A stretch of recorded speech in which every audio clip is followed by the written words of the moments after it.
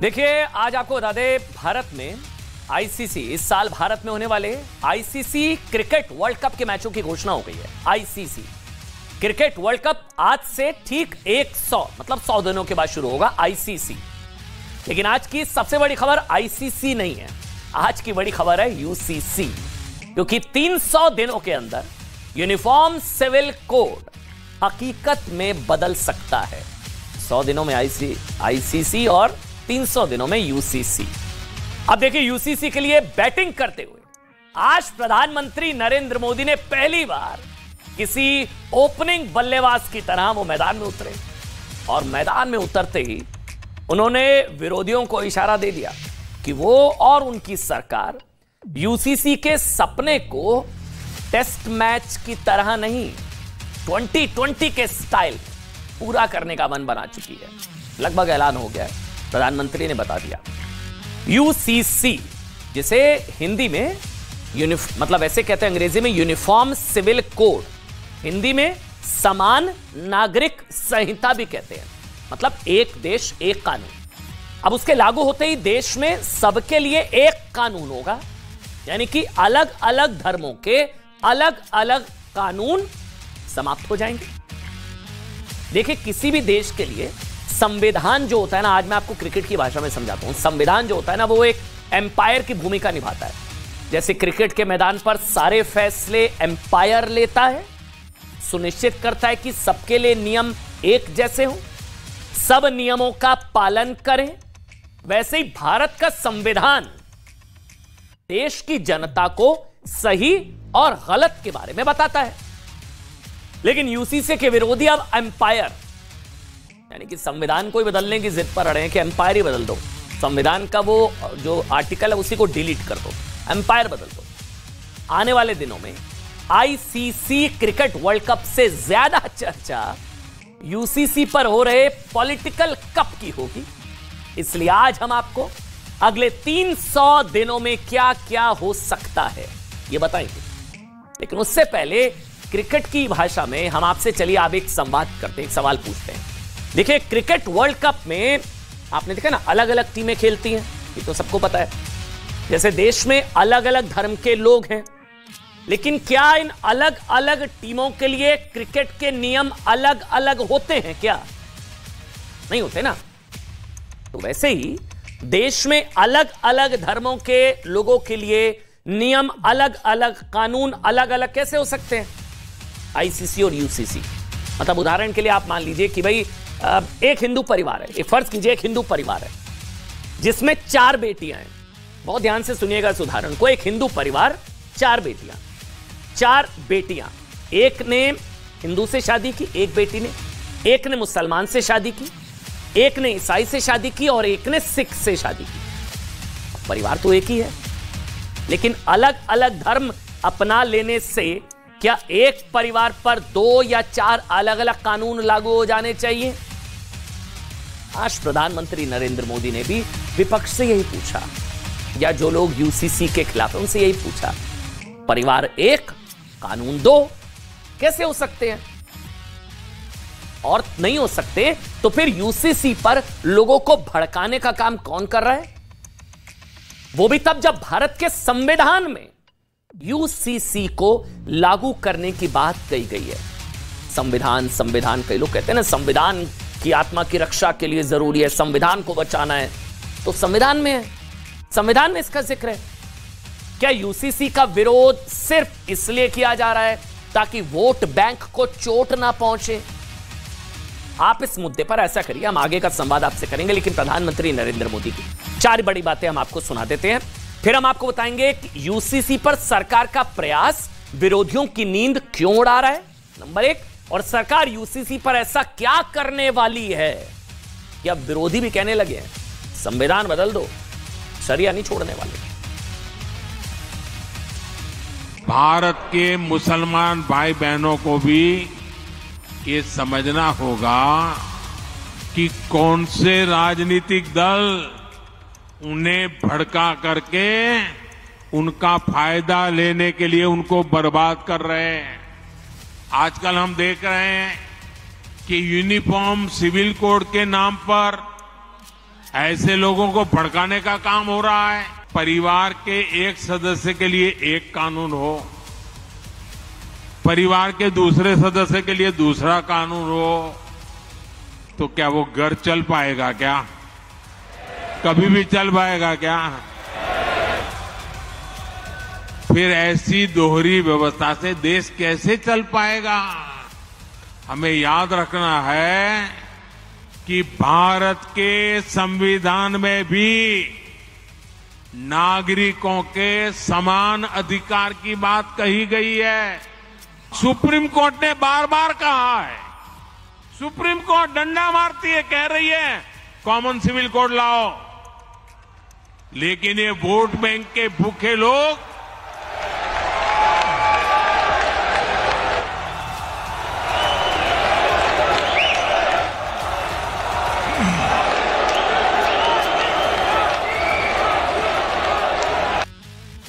बहुत सिंपल सा उदाहरण है, जैसे परिवार के सभी बच्चे बराबर होते हैं, बच्चों में फर्क नहीं किया जाता ना, परिवार के सभी बच्चे बराबर होते हैं, तो फिर सभी बच्चों पर एक कानून लागू होता है, तो फिर देश भी तो एक परिवार है और सारे अलग अलग धर्म के जितने लोग हैं वो उस परिवार के बच्चे हैं। और लेकिन भेदभाव तो नहीं हो सकता ना कि इस बच्चे के लिए अलग कानून, इस बच्चे के लिए अलग कानून। एक देश एक कानून, एक परिवार एक कानून, सिंपल सी बात है। देखिए, भारत के संविधान के भाग 4 में अनुच्छेद 44 अनुच्छेद 44 में साफ तौर पर लिखा है, कॉन्स्टिट्यूशन में लिखा है कि पूरे भारत में यूनिफॉर्म सिविल कोड लागू किए जाने का प्रयास करना चाहिए।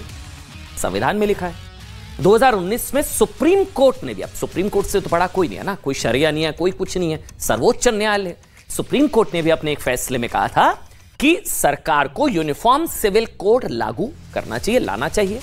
सुप्रीम कोर्ट ने 1985 के शाहबानो केस का भी हवाला दिया था और कहा था कि उस केस पर फैसला देते हुए सुप्रीम कोर्ट ने यूनिफॉर्म सिविल कोड लाए जाने पर जोर दिया था, लेकिन बाद में आई सरकारों ने इस पर कभी कुछ किया ही नहीं। पुष्टिकरण की मजबूरी, यूसीसी नहीं था जरूरी, ये सब हुआ। मतलब यानी एक तरफ है संविधान, ठीक, एक तरफ है संविधान जो यूसीसी की बात करता है, कॉन्स्टिट्यूशन, और संविधान का संरक्षक सुप्रीम कोर्ट है जो बार बार कहता है कि यूनिफॉर्म सिविल कोड आए, यूनिफॉर्म सिविल कोड लाना चाहिए।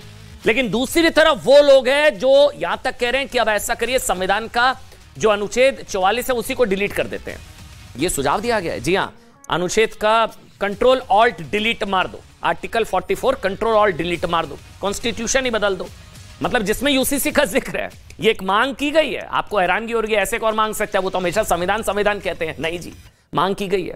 मुस्लिम पर्सनल लॉ बोर्ड ने मांग रख दी है। सुझाव जो मांगे थे ना सरकार ने, उसमें से एक सुझाव आ गया है। मुस्लिम पर्सनल लॉ बोर्ड ने, जिसके द्वारा बनाए गए शरिया पर आधारित कानून देश के मुसलमानों पर लागू होते हैं। अब सोचिए, लॉ कमीशन ने इसी महीने की 14 तारीख को नोटिस जारी करके यूसीसी पर देश की जनता से राय मांगी। पूछा, भाई आप लोग क्या चाहते हैं, आपको क्या लगता है। अलग अलग वर्ग से पूछा, तमाम स्टेक होल्डर से पूछा, ये जिम्मेदारी होती है, सरकार ने किया।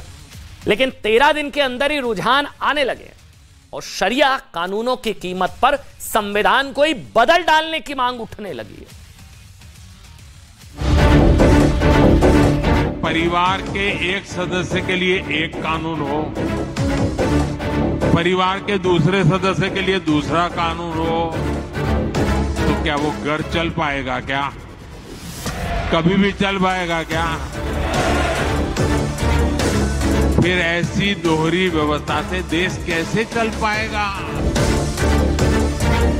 यूनिफॉर्म सिविल कोड की जब बात प्रधानमंत्री कर रहे हैं, वो यूनिफॉर्म सिविल कोड की नहीं बात कर रहे हैं, वो हिंदू सिविल कोड की बात कर रहे हैं। आपको लगता है कि यूसीसी फीजिबल है इंडिया में? देखिए, वो तमाम चीजें जब बहस में आएगी, जब उस पर चर्चा होगी, तो देखा जाएगा। जो नेशनल इंटरेस्ट में होगा, कांग्रेस पार्टी हमेशा उसका साथ देती है। देश में अब यूनिफॉर्म सिविल कोड की आवश्यकता है, जो संविधान भी कहता है, सुप्रीम कोर्ट के फैसले भी कहते हैं। बाबा साहब भीमराव अंबेडकर जी का बहुत फेमस कोट है कि अब समय आ गया है कि समान नागरिक संहिता पे देश को आगे विचार करना चाहिए। हमारा वायदा था देश के अंदर समान नागरिक संहिता लाने का, अब उसकी तरफ भी बढ़ना ही है। जो जो चीजें बचेंगी, एक एक करके उन सबको समाप्त करना ही है। तो समान नागरिक संहिता का ड्राफ्टिंग उसका मुसवदा अभी तक अवाम के सामने नहीं पेश किया गया है। कभी भी मुसलमानों के लिए ठोस काम इन्होंने नहीं किया। आज हमारे प्रधानमंत्री जी, हमारे मुख्यमंत्री जी सही मायने में मुस्लिम समाज के विकास के लिए ठोस काम कर रहे हैं। भारतीय जनता पार्टी को देश को बेवकूफ बनाने के बजाय एक ड्राफ्ट रखना चाहिए। यूसीसी में वो करना क्या चाहते हैं, उसका दस्तावेज कहाँ है? मैं तो खोज रहा हूँ, दस्तावेज दीजिए पहले, हम लोग पढ़े जाने तो आप यूसीसी में क्या करना चाहते हैं। हमें याद रखना है कि भारत के संविधान में भी नागरिकों के समान अधिकार की बात कही गई है। अच्छा, वो कहते हैं ना कि मीठा मीठा गप कड़वा कड़वा थू। संविधान की मीठी मीठी बातें तो कबूल है, लेकिन जो संविधान आपके धर्म के आड़े आ जाए तो संविधान ही बदल दो। नहीं, यूसीसी को लेकर एक वर्ग की तरफ से जिस तरह का विरोध हो रहा है ना, उसे देखकर हम एक आशंका जाहिर करना चाहते हैं। अब देखिए क्या होगा। आशंका यह कि हो सकता है आने वाले दिनों में आपको कुछ लोग उसी तरह से संविधान की कॉपी हाथ में लेकर सड़कों पर उतरे हुए दिखाई देंगे, जैसे सीए यानी कि नागरिकता संशोधन कानून के विरोध में उतरे थे, हाथ में संविधान, दिल में शरिया लेकर सरकार के खिलाफ मोर्चा खोला था। वो खोला जा सकता है इस बार भी, और देश के मुसलमानों को भड़काया जा सकता है। बल्कि मुसलमान चाहते हैं यूसीसी इस बार, मुस्लिम बेटियां चाहती हैं यूसीसी इस बार। लेकिन आज हम देश के उन मुसलमानों से यह अपील करना चाहते हैं कि जिनकी संविधान में आस्था है ना। अब कुछ लोग तो कह रहे हैं यूसीसी मतलब संविधान ही बदल दो, संविधान ऑल्ट कंट्रोल डिलीट दबा दो, आर्टिकल 44। लेकिन जिन लोगों की संविधान में आस्था है ना, जिन मुसलमानों की, वो इस्लाम के ऐसे ठेकेदारों की बातों में बिल्कुल ना आए। इस बार ये भ्रम फैलाएंगे, आप भ्रम में नहीं आएंगे। क्योंकि अगर यूसीसी इस्लाम विरोधी होता तो Pakistan, Bangladesh, Malaysia, Turkey, Egypt, Sudan, Indonesia जैसे इस्लामिक देशों में समान कानून होता क्या? नहीं होता ना, फिर है वहां पर। और फ्रांस, अमेरिका और रोम जैसे सेकुलर देश यूसीसी को ना अपनाते। अगर ऐसा ना होता तो ऐसे यूसीसी पर सरकार के प्रयास के बाद अब पसमानदा मुसलमानों पर प्रधानमंत्री नरेंद्र मोदी के विश्वास की भी बात कर लेते हैं। बहुत मिर्ची लग रही है आज कुछ लोगों को। आज प्रधानमंत्री नरेंद्र मोदी ने पसमानदा मुसलमानों के दर्द को भी देश के सामने रखा, जिनकी बात शायद किसी ने की नहीं थी आज तक। देश के किसी प्रधानमंत्री ने पसमानदा मुसलमानों का जिक्र नहीं किया, पीएम मोदी ने किया। उन्होंने कहा कि देश में मुसलमानों के एक वर्ग ही पसमानदा मुसलमानों का शोषण करता आया है, उन्हें नीच समझा जाया गया है।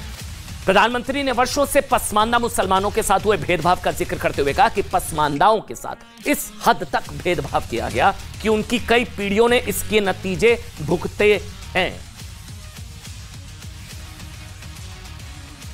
जो पसमानदा मुसलमान है उन्हें आज भी बराबरी का हक नहीं मिलता, उन्हें नीचा और अछूत समझा जाता है। भारत के मुसलमान भाई बहनों को भी ये समझना होगा कि कौन से राजनीतिक दल उन्हें भड़का करके उनका फायदा लेने के लिए उनको बर्बाद कर रहे हैं। अच्छा, होता यह कि देश में पिछड़ों के मसीहा बनने की कोशिश या एक्टिंग करने वाले कुछ लोग मुसलमानों के पिछड़ों के बारे में कुछ नहीं कहते।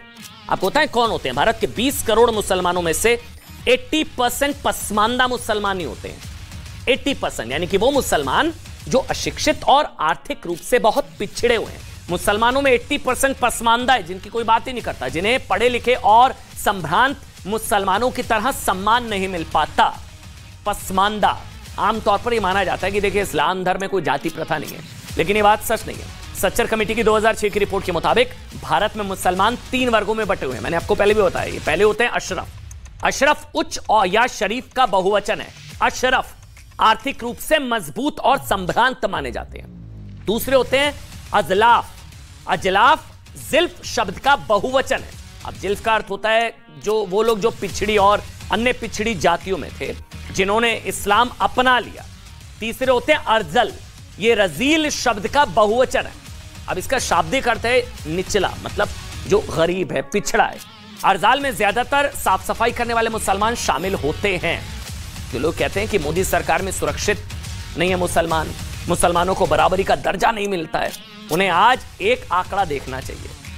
1947 से 2014 तक देश में 7500 सांसद चुने गए। इस आंकड़े को बहुत ध्यान से सुनिएगा, 7500 सांसद। अब इनमें से सिर्फ 400 मुसलमान थे। 400 मुसलमान, ठीक। अब इनमें से 340 अशरफ यानी कि उच्च मुस्लिम जाति के सांसद, जो सिर्फ है 20% मुसलमानों में, और सिर्फ 60 पसमानदा मुस्लिम सांसदों को देश की संसद में अपनी और अपने वर्ग की आवाज उठाने का मौका मिला। समझ गए? जो 80% है वो है 60 और जो 20% है वो कितने 340। कभी 70 वर्षों के दौरान तुष्टीकरण के इन गड्ढों को भरने की कोशिश हुई ही नहीं, इसलिए संभवतः आज कोशिश ये की जा रही है।